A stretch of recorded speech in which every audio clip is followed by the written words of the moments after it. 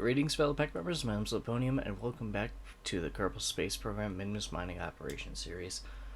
Now, I know it's been a while since I've been able to go ahead and post a video. I did post one recently, which explains my absence. Unfortunately, earlier this year, my dog, who I've had since the very first day of kindergarten, has passed away, and I really needed the time to just take a mental break before I could do anything else afterwards.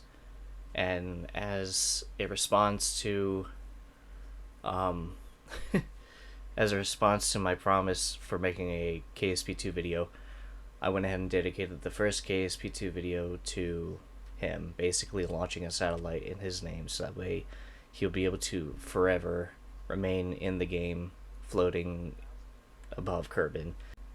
This was also able to give me a wonderful opportunity to go ahead and test the game's mechanics out and basically get a feel of how everything was supposed to be playing out. But I really needed the break, so I decided to go ahead and post the video. It should be up on the channel. Anyways, back to the mining operation. I guess. Sorry for somewhat of a very depressing intro. I needed to get that off and out of the way. Could have been it would have been kind of weird just leaving that video posted and then not returning to it afterwards. But anyways, during this episode of the Minmus Mining Operation, I went ahead and tested out a few things for the whole operation itself. One of them being a way to get cargo up to the station, which is the Asteroid mining station, and another option being able to land on the surface of Minmus and then having that cargo set up on the surface. Originally, the whole idea of having a vehicle set up for to go ahead and bring cargo to the surface of Minmus was for a completely different idea, which I ended up scrapping. Which, because I spent so much more time on the project that I wasn't able to get done than the project that was able to actually efficiently gather materials from the surface of Minmus, carried it up to the Minmus station, and then bring it over to a low Kerbin orbit where the Asteroid mining station was. It basically cuts the amount of videos that I originally had planned for it into a very huge portion of all my recordings, and right now I think I only have about 2 or 3 more videos which I could actually end up using because they're actually reliable. It's been difficult trying to figure out how I was going to approach this. Originally, I came up with a stupid idea that I would go ahead and set up a base on the ground, which I do. I do. I have a science module on the ground which was able to help me test the resources that were on the ground, help me understand how much ore I would be getting from the landing site, and then so on and so forth. I also went ahead and brought down a rover, which I believe I went ahead and posted in the last video. The only difference now with this video is me trying to go ahead and get basically everything up, be able to have everything transported. You see me toying with the Kerbal Station shuttle, which I would later rename into the Minmus Station shuttle. But the original idea, going back to that, sorry for sidetracking, is to have a base set up on the surface of Minmus, to have vehicles capable of landing on the base to where they could transfer the fuel over to the vehicles or the ore, either way, and basically dock to the top of the vehicle, so that way the process was a lot easier instead of me having to try to manually send several different modules over from one vehicle to the other, or from the base to the vehicle itself. So instead it would just be transferring itself over. And afterwards it would bring itself up to the station, and then all of those resources would be transformed into fuel, and then those resources will be later transported over to the mining station. Which, again, honestly, it's an overcomplicated idea. It's completely stupid. So I just went with the route of being able to set up landers on the surface of Minmus, which would be able to go ahead and mine the resources on the surface, and then later be able to go ahead and launch themselves back up to the Minmus Mining Station. Now, the whole purpose of me making the shuttles, which you see right in front of you, is so that way I'm able to actually carry specific crew members over in the event that I need more Kerbals to hop on over to Minmus or to one of the stations, wherever they're really needed, basically, and to allow them to have the ability to just jump into whatever vehicle or jump into whatever area they're really needed, like an engineer or a scientist or the pilot, the whole shebang. it was basically just for me to go ahead and be able to have the Kerbals transported from one location to the other with ease without any issues whatsoever.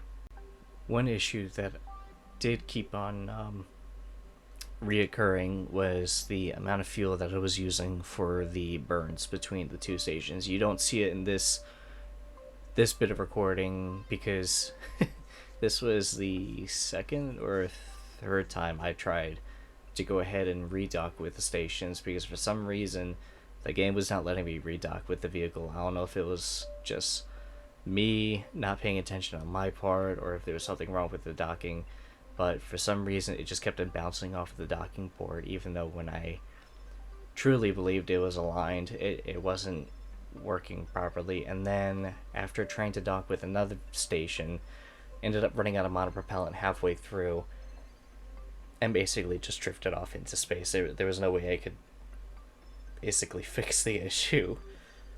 But as you can see me here, successfully docking with not one but two stations. I'm with the Minmus Mining Station right now, and like I said, it's the whole purpose is to be able to go ahead and transport cargoes from one location to the other. And you can see that I've finally been able to allow the vehicle to use a certain amount of fuel, which is similar to it going back and forth from one station to the other, instead of me having to go ahead and reuse a large portion of the fuel which the station is basically holding. Of course, the Minmus Mining Station is capable of converting the resources into fuel, and it's able to hold its own fuel tank, which of course has the engine on the back of that still. I need to go ahead and fix that before I cause any issues and accidentally deorbit the entire station itself. But I've been able to go ahead and reuse the liquid fuel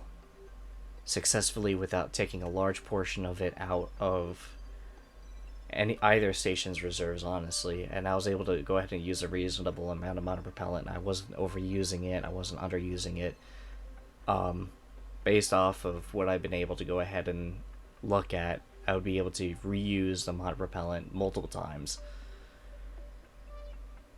And of course, you can see me here redocking with the Asteroid mining station, which I do plan on getting another asteroid attached to the station. Of course, I had a little mix up there with the bumping. I do plan on getting another asteroid attached to the station. The asteroid that you're seeing right now is actually, no, I think this was the first asteroid that it ended up catching.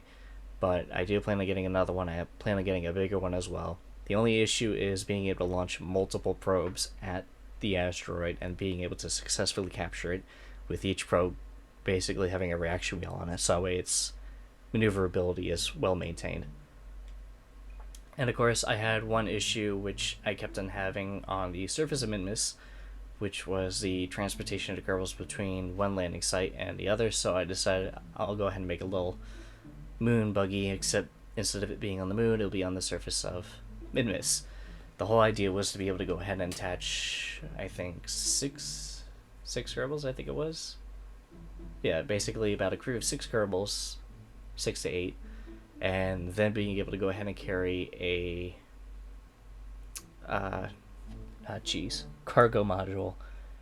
And the one thing that I did not expect coming out of this is how fast it was moving. It was basically moving at around 40 meters per second, which is almost 90.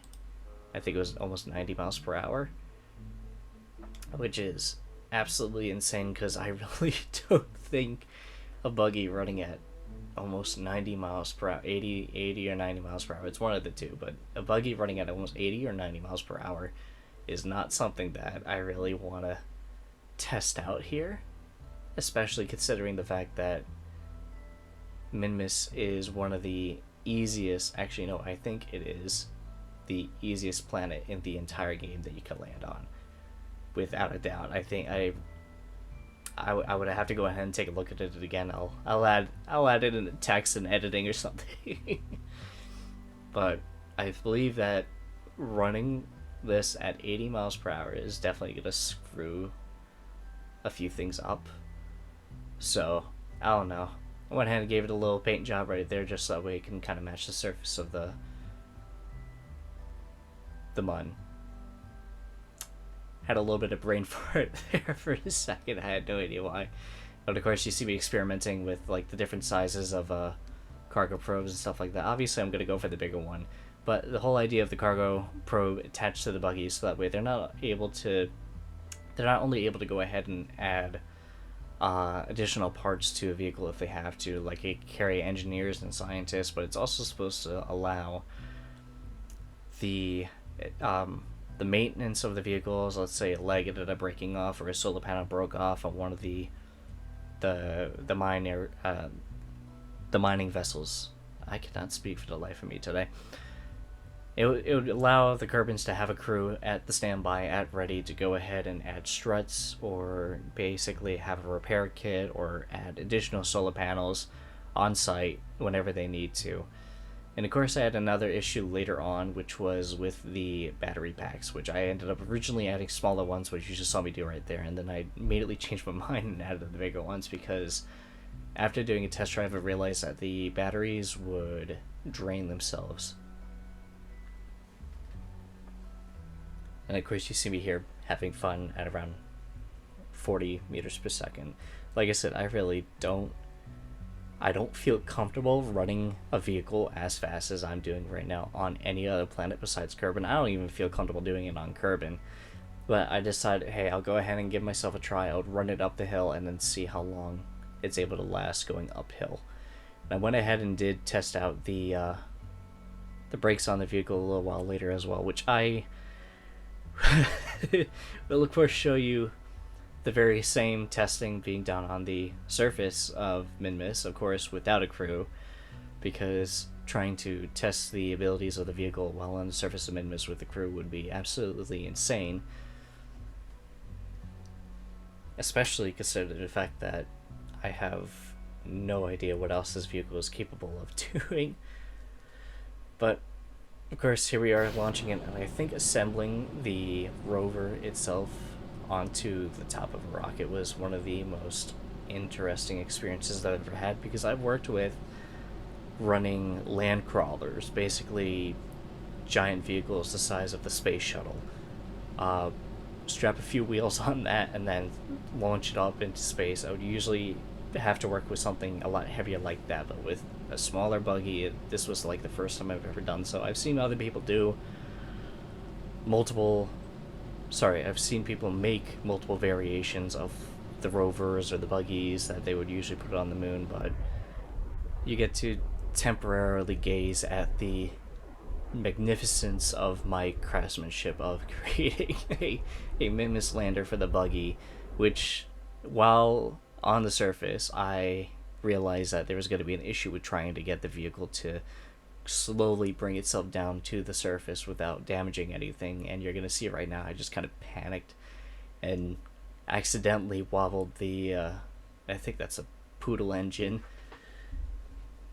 Didn't realize that the gimbal was going to go ahead and throw the entire vehicle off, but fortunately I had the reaction wheel on at the moment. And like I said earlier, you were going to be able to take a look to see how well the vehicle was able to perform during its test on the surface of Minmus. Of course, the landing site was a lot further away than what I originally wanted it to be, so in the event that there was going to be an issue with wherever the vehicle was basically in general, or in the event that placing the vehicle down on the surface was going to be a bigger issue than I thought it was, I ended up adding monopropellant tanks to the sides, and of course you can see me wobbling the rover back and forth a little bit, but I went ahead and put some monopropellant tanks on the sides along with a couple of little thrusters attached to them, so that way I was going to be able to readjust the vehicle's positioning in a short amount of time if I had to. Of course, like I said beforehand, you're going to be able to see how well I'm able to maneuver this thing, doing a few barrels here and there, and kind of got jump scared for a second because I thought I was going to break the vehicle, and I again panicked, turning on the brakes, and then realized, oh yeah, I have RCS thrusters. I could just go ahead and re-maneuver the vehicle into a position where nothing is going to get severely damaged. And of course I was relieved to see that it was only one of the solar panels that ended up breaking off, and that was nothing important, like one of the seats, because I did not want to make another mission to go ahead and repair more than half of this vehicle. Of course, one solar panel I can go ahead and deal with. And of course you get to see that I had a near miss with the science module and the rover, which I ended up landing on the planet a lot earlier. But after playing around with the vehicle, I went ahead and gave myself a little rulebook to not have the vehicle running at a certain speed, so that way I don't lose control over this again and risk losing more than just a single solar panel, because obviously I really don't want to be going back and forth just fixing the rover over and over and over again.